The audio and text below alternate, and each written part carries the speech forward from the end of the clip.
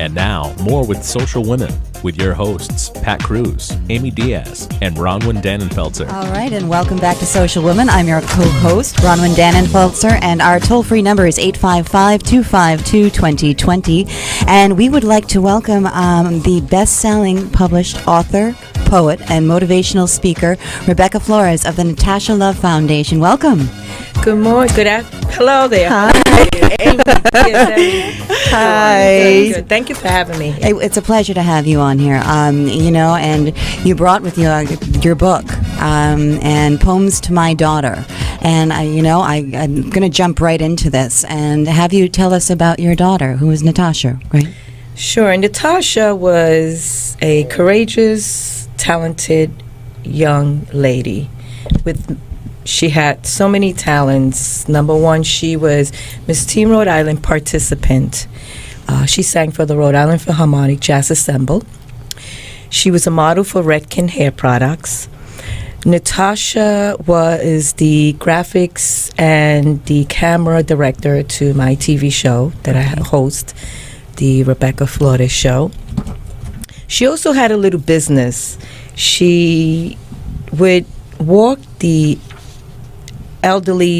dogs for the elderly in our community. Mm-hmm. It was a little organization she had with other young girls. She was also in a group, in a band. She played the piano for the Providence Music Mansion as well. Wow. Yes. Wonderful. And what happened? And she's young. Yeah. At what age is she was doing this? 18 when her life was taken away tragically due to teen violence. Well, yeah, I just saw Pat shudder. I know, because I've already had the chills since you walked in, so just the thought of it. Anyway. Well, I'm going to jump into the Natasha Love Foundation. The Natasha Love Foundation is a foundation that was established in Natasha's memory in 2008. And the foundation is committed in making a difference in the lives of our young teens through educational, life-saving skills, by providing unique art-related workshop opportunities that inspire love, peace, and awareness. Can you give us some examples of those? Sure. What I'm doing right now is I am tutoring a few of the kids right now in my home-based art gallery. And what that does is that it helps the teens rediscover who they are in some form or another. It's more like an art therapy. Mm-hmm. Whatever they're going through, they just put it in art. And another thing that I do is also poetry. That's another way that they can elaborate their feelings, whatever they're going through. They can just write about it, either in poetry form or by keeping a journal. But when you talk about art, it's a different techniques that they usually use visual to paint and actually put everything on canvas. I usually say, poetry is like art. It's art. It is art chiseled in words. Mm-hmm. And when they get to do the two, and also after they're painting, they write a commentary that goes with the art. It complements both, because now they get to talk about why they put that in art form. Well, I think, everybody has different ways of expressing themselves. So when you can facilitate with somebody who might not know words as well, but they paint well, right, or, moving these feelings. And we've talked about this before on this show, that it is important for especially teenagers now, school programs being cut left and right. Where are we fostering this emotional, people's emotional and spiritual sides, and art in all forms, whether it's written poetry or painting? It seems to bring something out and help people work through these different emotions and feelings, which teenagers have a lot of emotions and feelings. And it's so hard for them to find an outlet to express that. And with all these programs being cut, it becomes very difficult for teens and our youth to just have an outlet, to just express their emotions and their feelings without it becoming violent. Sure, absolutely. And one of the things that I do talk about when I do give my speaking seminars is, art is in every form. And how you express yourself is, if you play basketball and you're going through something, hit that ball so hard that it hits the hoop, that you're expressing your emotions that way. If you're a painter, paint the best you can. If you're a writer, write. If you're a singer, sing so hard. Let everybody hear what you have to say.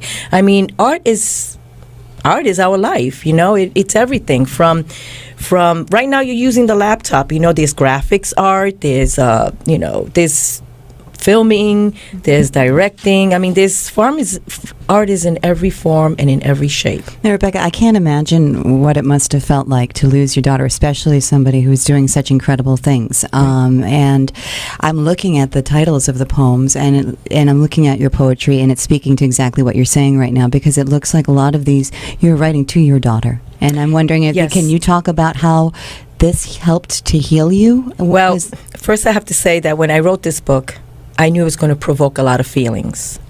It opened doors to a lot of other opportunities, and also opened doors to a lot of hurt, things that I discovered. However, with that being said, writing the book was a joy. And whether I cried, whether I thought about the past, the future, it was such a joy writing the book, because it was my way of conveying to my daughter how I feel today, how I felt yesterday, and how I'm going further in life, and my son, based on writing this book. And you know what? The book is written not just for Natasha, it's written for our families, for our friends, those who met her once, those who never had the opportunity to meet her but heard of her. And it's written for everybody. It's an inspiring book that talks about who Natasha was. I mean, I was just flipping through. You have one in there that spoke to me, and it was very simple. It was just hug me. Hug me. Hug me. And very simple to read, but I was reading that and, just thinking about the fact that, and Amy, you've touched on this a lot, and we were just talking about moms and what moms, with the beautiful Allie that was sitting here and how important her mom was to her. But yeah, forgetting that, just those basic things. Hug me. That's it. So I think, can we take a step back? Sure. Can you fill the listeners in on exactly what happened to Natasha and why, and what's important about what, as parents, people need to pay attention to? And I think that'll give a little more insight too of why you did this. It's all about the impact of choice. The choices that we make in life from adolescent to an adult. And this particular evening in March of 2008, Natasha went to take a girlfriend somewhere, and Natasha just never came home. But it's just the choices that they all made. It was all over a boy that my daughter did not know. But she was there for a friend and to be a friend. And I just feel that everyone is suffering, including the girl who did this to my. She's suffering the most, more that she had a son. And that son is suffering the most. Teens these days, and even us as adults, we can tell you things that would, sometimes we'll have it up to here. And then our adrenaline would just take us to another direction that we'll do devastating things. We would do anything. This particular night, I guess the girl was out to get whoever was in her way, and it was just my daughter that was in her way.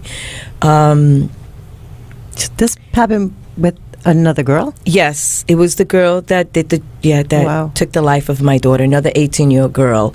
And the choice of the girl, one of my daughter's friends, to pick her up, the choice of my daughter driving her without asking maybe all the big picture questions, the choice of the other girl going in the house because there was an altercation that took place in the house, the choice of the girl coming out with a brother that was in the house, the choice of the brother having an altercation with my daughter, and the choice of my daughter getting out of the car.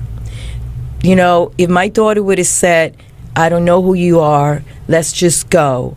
But it's all about being aware of your surroundings. And you know what? We make that mistake too. Mm-hmm. And it's sad that it happened to my daughter, and it's sad that this girl did this, and it's sad that girl has a 2-year-old. Well, now the kid is older because it happened in 2008. But you know what? They're all paying the price. They are the parents, the son, we. And my mission, with that being said, is to let everyone know that people come in and out of your life, whether they're your kids, your parents, your significant other, but you have to leave something behind. And for me is, I'm living my daughter's image. She was a well, self-accomplished young lady that I have to continue talking about her. It's not about me anymore. At one time, maybe it was, although I have a son, but it's now about Natasha, the youth. You know, we can't continue having our teens killing each other. And one thing that I do need to mention is that, you know, we as parents, our kids mimic what we do, you know, and we need to be inspired, because if we're not inspired, we cannot inspire our children. That's an important note for people to pay attention to.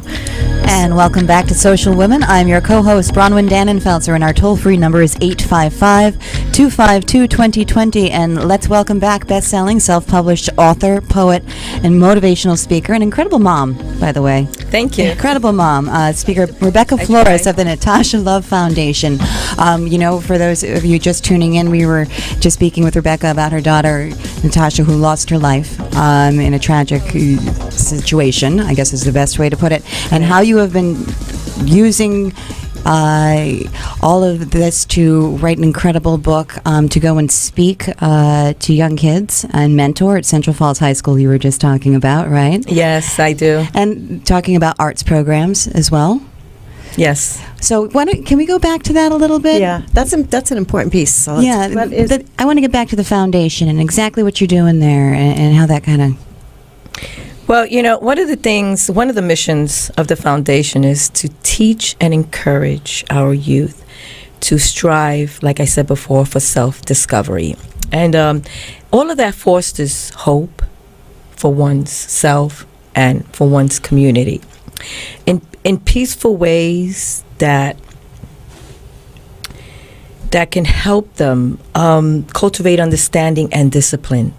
You know, it's all through the arts, through music, whether it's dancing, singing, poetry, writing, and painting.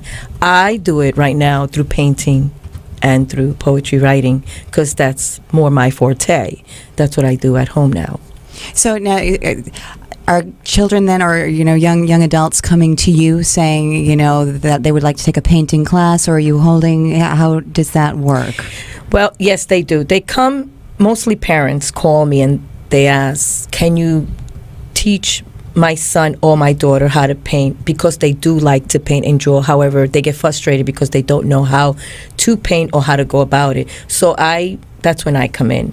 And I like to teach the fundamentals of art, but first I like them first to explore their own techniques. Paint first what you like to do. I like to see the hand movement, whether it's a gestural type, meaning they paint by brush, or they like to draw on the canvas. Those are two different things. When I see their techniques, then I can work with them. And I usually tell them, whatever you went through last night or this morning, whatever you're going through, put it on canvas. And I ask them to choose certain colors, because certain colors do represent what they're going through. It's actually a feeling, spirituality type thing. Oh, yes. So if somebody's got a lot of green, what does that mean? Oh, green stands for a lot of hope. A lot of interior designers choose green in their offices and in their homes because it's a very calm color and it's a gender color. Interesting. It's one of it's the first primary color, because our world is green. Everything is green around us, and the second is blue. I'm very big on that whole color concept of different things mean. It's interesting. Yes, I am. I'm very big on that. Different colors mean different things. Yeah. So when you teach it on a art therapy form, it's beautiful and it's different. I love green because for us in Spanish represents esperanza, hope, and I love it. That's beautiful.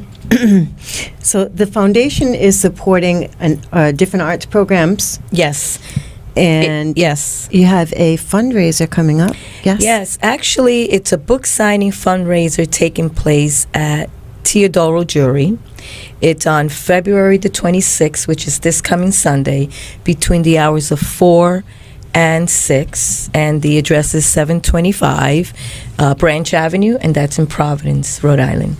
For those who are interested, they can tap into my website at www.rebeccaflores.biz, and there's information there referencing the book signing, and they can also view the website and the Natasha Love Foundation. We'll post that on our Facebook page as well, and it's at Teodoro Jewelry. Yes. Maria Ruggieri. Yes. We love. It's hosting, I know. Yes, she's awesome. I have some beautiful pieces by Maria. Oh, do you? Yes, I do. That are very special. Pieces. She's doing a good job. You have to commend her. She's a hardworking girl. Yeah, she is. She is. Rebecca, it has been such a pleasure to have you. Oh, thank you. You too, Amy. All of you. Yes, you very inspirational, very strong. I can't imagine having to go through what you went through. Not at all. I have no idea what my mom would do if she were to be going through what you have. That's an interesting thought, because you've got programs now with this kind of the art therapy for children or kids or young adults.